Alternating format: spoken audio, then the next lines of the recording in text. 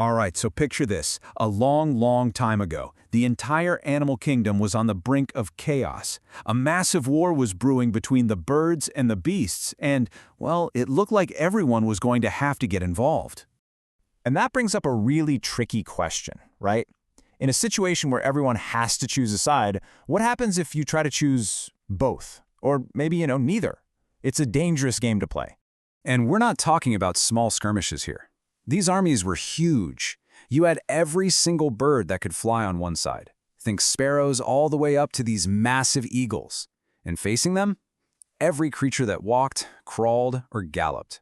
We're talking lions, bears, you name it. They were all lined up, ready to go.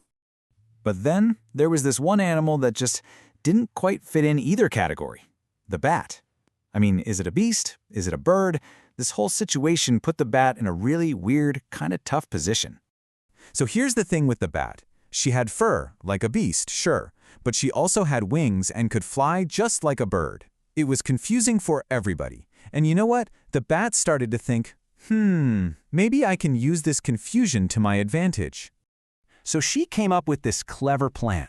Instead of picking a side right away, she was just going to hide out, watch how the battle unfolded, and then swoop in and join whichever side looked like it was about to win. Pretty simple, right? Let them fight it out, she figured. I'll just bide my time.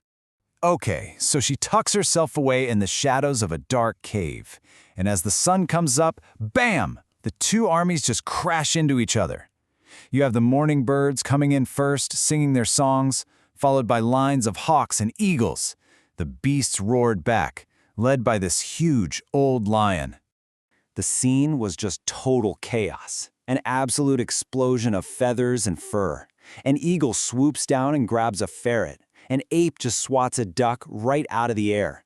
You've even got seagulls and dogs playing tug-of-war with a swan. The fight was just going back and forth, completely unpredictable. But after a while, you could start to see the tide turn. The birds, they were gaining the upper hand. The beasts were getting pushed back. Some were even starting to run for it. And the bat, watching all this from her cave, thought, okay, this is it. This is my chance.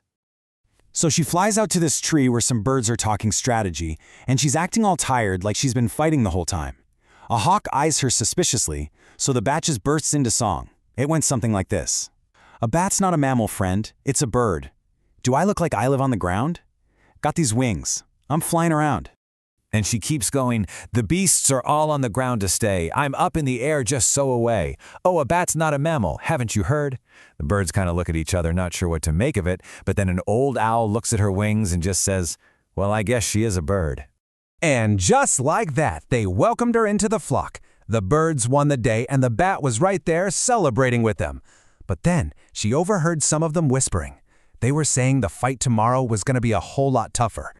That little bit of gossip made the bat really nervous. What if she backed the wrong team? So, filled with doubt, she waited until all the birds were asleep. And because she was so small and dark, she just slipped away, completely unnoticed, and went right back to her cave. And you know what? The birds were right. The very next day, the beasts came back and they were twice as strong.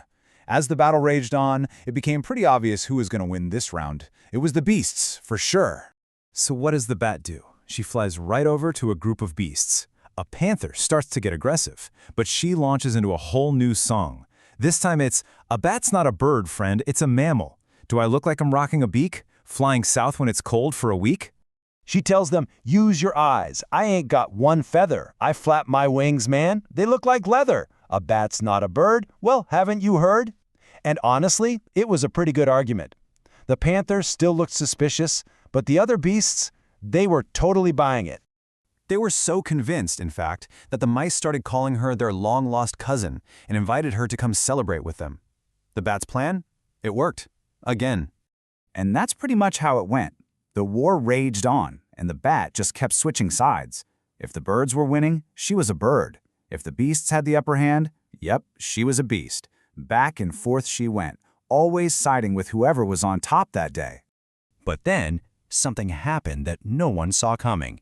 The birds and the beasts, they just got tired of fighting. They were worn out, so they decided to call a truce. Just like that, the war was over. And the bat? She was thrilled. She thought her plan had worked perfectly. Yeah, that celebration didn't last long. See, when the great eagle and the golden lion, the leaders of both sides, sat down to talk peace, they started trading war stories. And pretty soon, they both mentioned this weird, winged creature that kept showing up and claiming to be on their side. They put two and two together real fast. The bat was called to answer for what she'd done. So there she is, standing between the two most powerful animals in the world. The golden lion speaks first, and he doesn't beat around the bush. He says, "You fought for neither of us, and used us both. Am I mistaken?" The bat knew she was caught. All she could do was shake her head. Then the great eagle delivered the final word. "Because you chose to not have a side during the war," he said, "you don't get to have one during peace." The logic was simple, and it was brutal. The sentence had two parts. First, from that moment forward, she was an outcast, a friend to neither bird nor beast. And second, she was banned from ever coming out in the daylight again. She could only come out at night when all the other animals were asleep. The lion and the eagle both agreed on this.